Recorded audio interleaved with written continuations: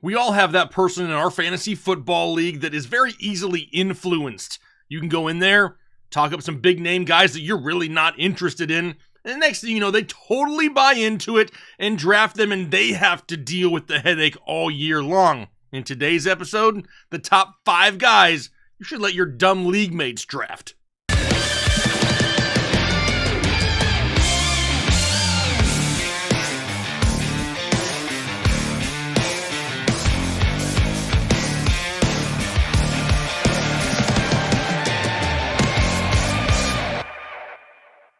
What is going on, Headliner Nation? Jake, Fantasy Headliners. Hopefully everybody's doing well out there today, where yes, we're talking about 5 players that you should let your dumb league mates draft. Not so much that these guys aren't good. These are big name players. I didn't take it easy and go to the bottom of the draft sheet and pick a bunch of names that nobody's going to draft anyway. I stuck at the top of the draft sheet and got some big name guys that I'm not gonna deal with them this year. I don't have a lot of hair. The hair that I do have is starting to turn gray. The last thing I need is added stress when it comes to fantasy football. So I'm just gonna be avoiding these guys here this year. Now, before we get into this video, I gotta set you a light going. I got a giveaway from our friends at Pristine Auction. Make sure you have your free account signed up at Pristine Auction. There's a link down below in the description, so you're eligible for all of our giveaways. You make sure you use that code word headliners, though. That's key when you're signing up for that free account on Pristine Auction. So what am I giving away today, and what is the like goal? Well, the like goal is going to be 1,800 likes. If I can get 1,800 likes on this video, I have a signed Jalen Waddle jersey to get rid of. I mean, look at that. That is sexy. I got one right there. It's not mine. No, I have another one from our friends at Pristine Auction, so make sure you hit that like button. Leave those comments down below if you're interested in the jersey, but now is the time where we're going to dive into the material, and this is kind of how I looked at things. These guys are just being drafted a little bit too high for the amount of associated risk that they have with them. There's just other options around their current ADP that I would rather have. So the first name we're going to be talking about here is Chris Godwin of the Tampa Bay Buccaneers. And by now, everyone knows that Chris Godwin, recovering from a torn ACL, which he just had surgery on in early January. Now, the timetable for return is a minimum of 9 months for that surgery. That means he's already in jeopardy of missing the first month of the season to start the year. But that's also the best case scenario. As of right now, Godwin's sitting in the 5th round when it comes to ADP and really an unknown timeline. Why not go with another high upside wide receiver that's around a similar ADP that you can get immediate production from? I'm very, very risk averse when it comes to drafting players that I don't know their timeline. Now, when you look at somebody like a DeAndre Hopkins, right? We know what his timeline is. I can take that into account on draft day and draft him in the appropriate round. We don't know for sure with Chris Godwin, and that makes me a little bit nervous. Plus, Godwin's going earlier in drafts than DeAndre Hopkins is right now. There's still plenty of other wide receiver options out there in Tampa Bay for them to not have to rush him back. Sure, he is an elite wide receiver, but with Mike Evans, and we got Russell Gage in town now. They just signed Kyle Rudolph, which isn't exactly a world beater. I'm not totally counting out Gronk from returning at some point, but they have plenty of talent in the time being to not have to rush back Chris Godwin, in who they just paid this offseason. Let someone else play that guessing game to start the year. Meanwhile, your team is going to be scoring fantasy points right from the get-go. Now, who would I rather have at that point of the draft? Well, currently Chris Godwin's going around the 60th overall pick, wide receiver 22 off the board.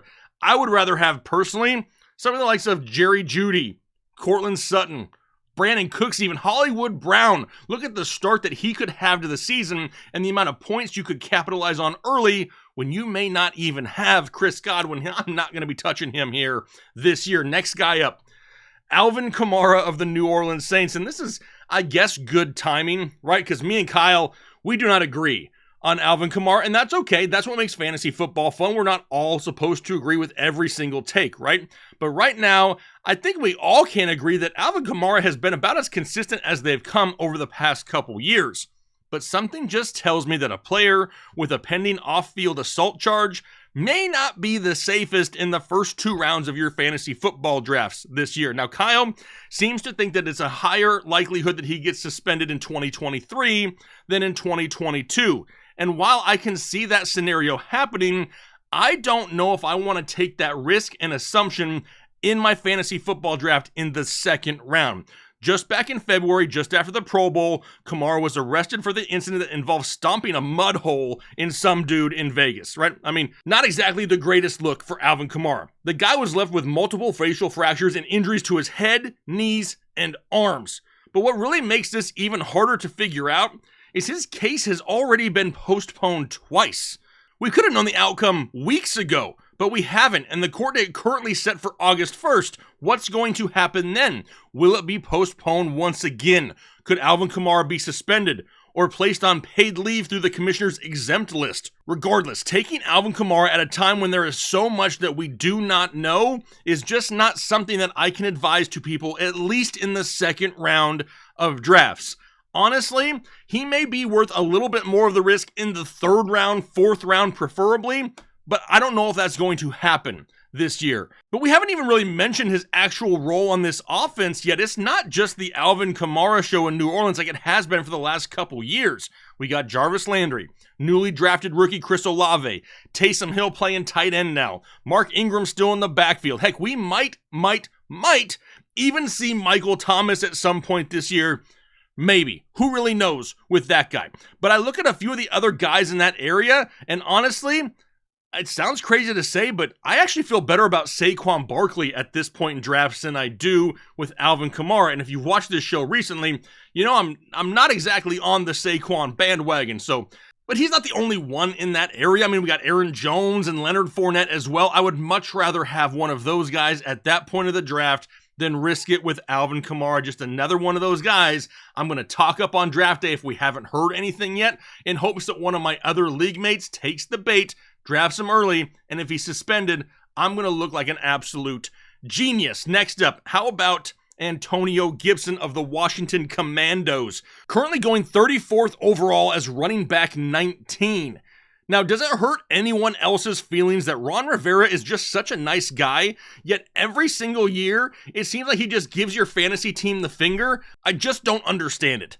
Antonio Gibson was a wide receiver in college that converted to a running back, has great pass-catching skills, yet consistently loses pass-catching work to guys like J.D. McKissick. It's okay, though. At least he gets the goal line work, right? Yeah, well, they just drafted Brian Robinson Jr. out of Alabama to help with the goal line work as well. Curtis Samuel, back and reportedly looking pretty good, but that's pretty typical for him here in the offseason before he absolutely crushes you in season by being hurt all the time. They drafted Jahan Dotson. They still have Terry McLaurin we know of. And Gibby is just out there kind of in no man's land with some type of hybrid whack role that we just can't seem to figure out in fantasy football. He could get you 22 touches in a game and then 9 the next week. Now, I'll admit at the time of the draft, there aren't a lot of great running back options where Antonio Gibson is being drafted, but there are some that are way safer week in and week out than Antonio Gibson will be. Give me James Conner or Josh Jacobs there instead, and let me go into the season at least knowing I have a guy that's going to get touches every single week. Heck, in the third round in this area, I'm not opposed to going with a tight end either, the likes of Kyle Pitts or George Kittle, or even grabbing a wide receiver like Jalen Waddle maybe. I want to believe. I want to commit. I also want to slap Ron Rivera sometimes, but he's such a nice guy. I can't do it. Damn, Ron. I love Antonio Gibson. I love what he brings to the table, but I don't feel like Washington feels the exact same way. And until they do, I don't know if I want to invest a third-round pick on a guy whose team isn't committed to him. There's other guys out there that I just feel a little bit better about. Antonio Gibson, let your dumb league mates have him. Next up, this may ruffle some feathers. What about Cam Akers? Now, Cam's actually going earlier than Antonio Gibson, 32nd overall, running back 17 off the board. But I had an epiphany this offseason. We were recording a podcast, so make sure you're following us on Spotify, iTunes, wherever you listen to your audio podcast, because we drop different content there every single week. And in one of those shows, the doc went on a Cam Akers rant. Last week, this week, neither week did they have him running any type of dynamic decision-making runs. It was all one cut, almost always one cut off of his good foot and then go. And if he got caught, he got caught, and he got caught pretty much every time. He never really broke anything away. He broke free on a pass, but in terms of running the football, people will say, oh yeah, he looked really fast. Sorry, but your eyes are deceiving you, my dudes, because he should be faster than the dudes that are catching him, and he's not right now.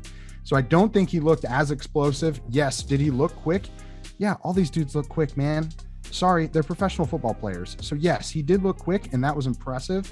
But the biggest concern that I had watching him was every time he ran up the gut and tried to shift off of that foot, it was like someone had shot him in the leg again.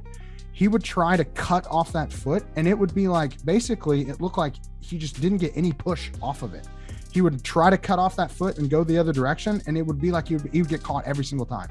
Every single time I watched him try to make a cut in the middle of the field off of that foot, the explosion was completely gone. He basically stopped. It looked like he was running in quicksand. That is my biggest concern going forward with this injury. We've seen this a lot of times with these guys with Achilles injuries.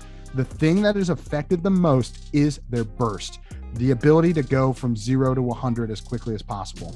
And that is my only concern, because I saw after last week, oh yeah, Dynasty RB6? Are you kidding me? A dude with an Achilles tear? Are you seriously? RB6? You're telling me he's the 6th most valuable running back in Dynasty, which should make him the 6th most valuable running back in redraft next year if you're going by that. I am super concerned that people are going to look at the volume and go, oh yeah, Cam Akers, he's going to get a bajillion touches. We've seen a 2-game sample that he can stay healthy. That is not anything when we're talking about an Achilles tear. So we're going off a 2-game sample, and you guys are going to probably give up 2nd, 3rd round pick in redraft next year. That is way too steep for me. I'm probably going to avoid him everywhere. I'm not buying him in Dynasty right now. I think he is just a small sample trap. It's written all over him. Injury risk is through the roof. I'm not happy with what I saw when he was trying to cut off that leg. And yes, he has 6 months to recover, but that is a huge concern for me going forward. And I just don't want anyone listening to this pod to think that we collectively as a group are all on board the Cam Akers train heading into next year, because I am just super concerned about it. So after listening to that, I went and watched the film over again myself with a little bit more critical eye on Cam Akers, and damn, the doc was right.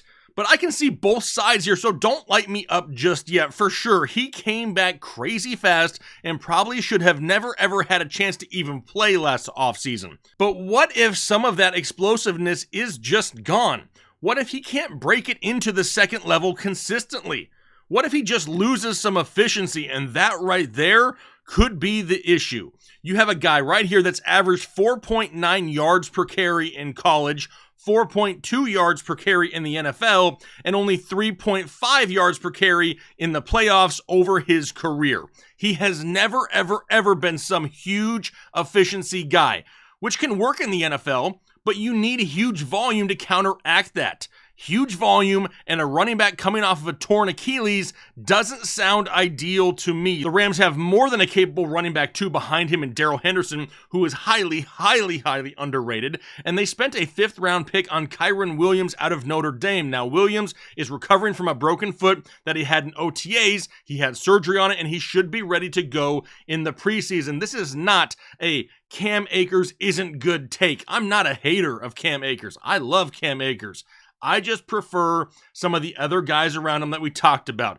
The Zeke Elliott's, the James Connors, the Josh Jacobs, Jalen Waddles, Kyle Pitts, George Kittles. Those are the guys that I prefer at that similar ADP instead of taking the risk on Cam Akers. What if they really commit to this guy and he's getting 20 touches a week because he needs it in order to get you any fantasy points, and he just can't hold up? That Achilles can't hold up. He has a setback, and you're out. A early 3rd round pick. You can't do it. Gonna let somebody else deal with Cam Akers. Last guy we got here, going with a tight end, the football kind. Let's talk about Dallas Goedert, because I'm feeling fancy. Do you believe it? I've been saying that for a long. I'll say Justin Herbert because I'm feeling fancy. And somebody told me in the comment section last week how to actually pronounce it.